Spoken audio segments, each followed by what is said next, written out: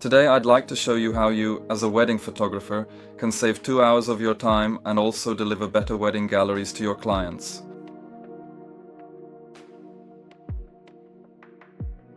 I'll show you right away with an example what the wedding galleries I'm delivering to my clients this year look like.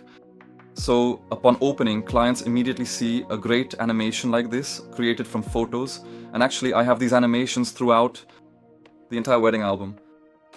For example, even here during the groom's preparations where there are 2 animations in a row. And I've confirmed that clients are thrilled with it. And basically, while scrolling through the gallery, it looks great that the images are suddenly moving. Yeah, people aren't used to it, and it looks really good. Anyway, I've been wondering for a long time how to do it quickly and efficiently. Because when you want to make 20 GIFs, animations, you need to process maybe 800 photos from which you want to take them. And with the traditional way through Photoshop, which a lot of YouTube tutorials talk about, like this one, we can see that before it was necessary to open Lightroom, find all the photos, manually identify them, mark them, edit them, and then export them.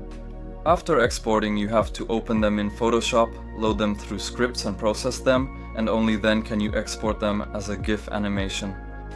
And actually the whole process takes quite a long time. And when you imagine having to do that for 20 animations, it's really a lot of time. And I'm not even taking into account that you then have to manually place each of those animations into the album among the photos, which takes another tens of minutes. I've come up with a better way. I programmed a Lightroom plugin myself that can automatically find photo sequences in an album. You then edit them very quickly, and then it can automatically export them one by one.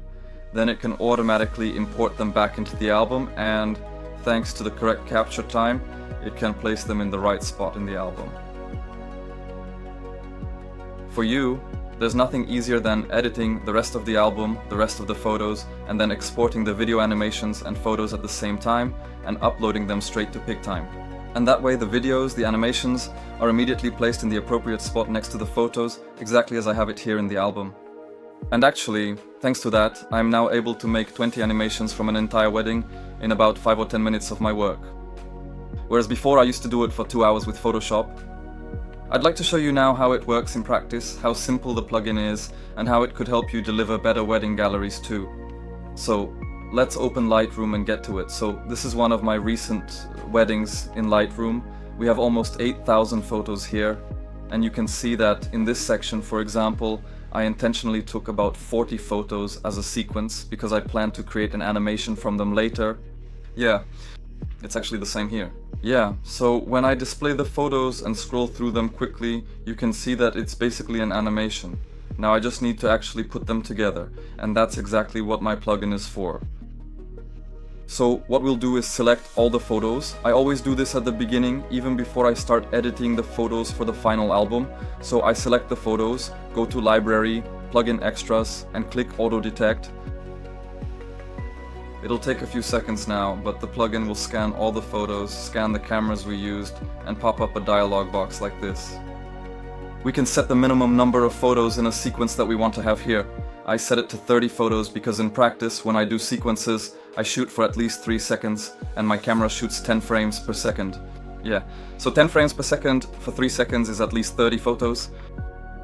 We also have an error, or rather a warning message here, which is because I shoot on a Sony A1, which records milliseconds, which is fine, but I also shoot on a Sony A9, which only records whole seconds. Now let's click on Scan, and the plugin will scan the capture time for all the photos for a few seconds. So once it's scanned everything, we can see it found a total of about 32 sequences, and we can view them here one by one. It always shows the first photo from that batch. And at this point, we actually click Create Collections. And it will create a collection from those photos. Then we'll scroll down here to the collections and work directly with the photos in those collections. Yeah.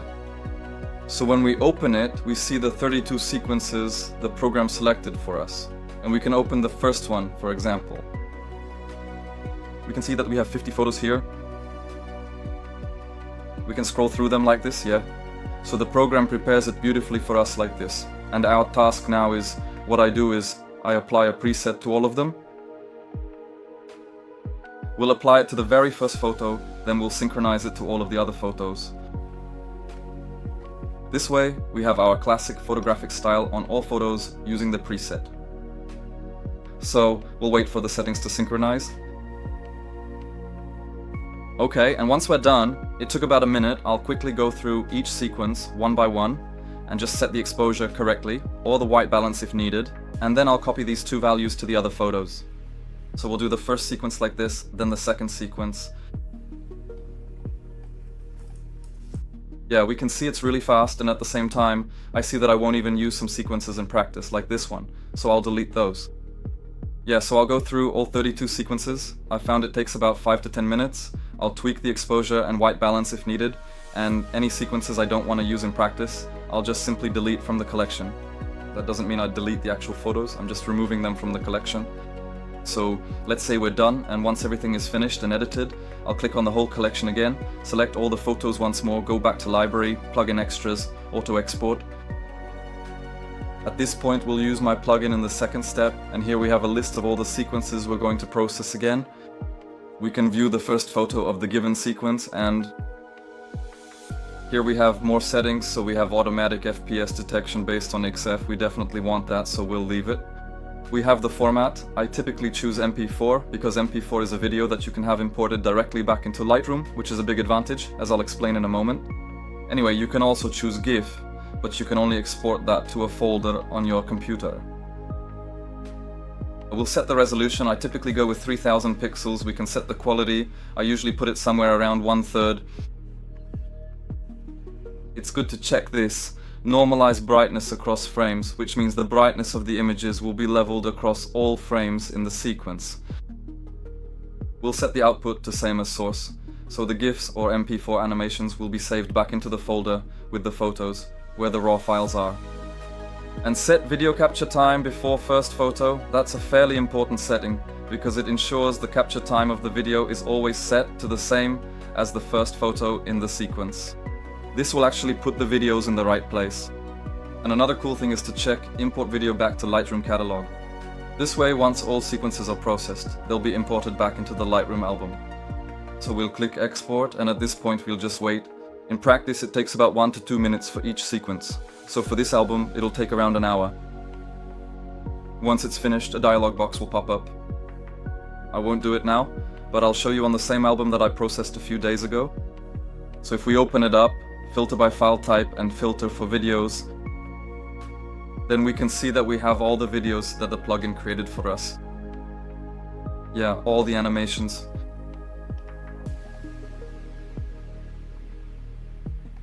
So here we can play the animations like this, and we can also preview them to see how they look. When we go back to the library, we can select a random animation, for example, the first one in the list. Then we can choose to show all file types and filter so that we only see blue photos, since I use blue to mark finished photos. This way, we can see that the animation is nicely displayed right next to all the other photos. And now that we have it ready like this, we can see one animation here, and if I go down a bit, we have another animation of the groom putting on his shoes. And once I have everything ready, all photos edited, and I'm going to export, I'll select everything, go to File, Export, and in the export settings, I need to set up file renaming, which will correctly rename both photos and videos, and under video, I'll check Include Video Files Original. This way, both photos and videos will be exported at the same time and named correctly. Then we'll export everything, upload it to QuickTime, and we can have a beautiful gallery with moving animations like the one I showed you here. If this caught your interest, and you'd like to provide better wedding galleries to your clients while saving a lot of time, feel free to check the link in the video description. You can read more about my plugin, and even try it out or buy it right away. Thanks for watching. I'd appreciate it if you support this video with a like or a subscription. And if you have any questions, don't hesitate to ask me in the comments. Take care.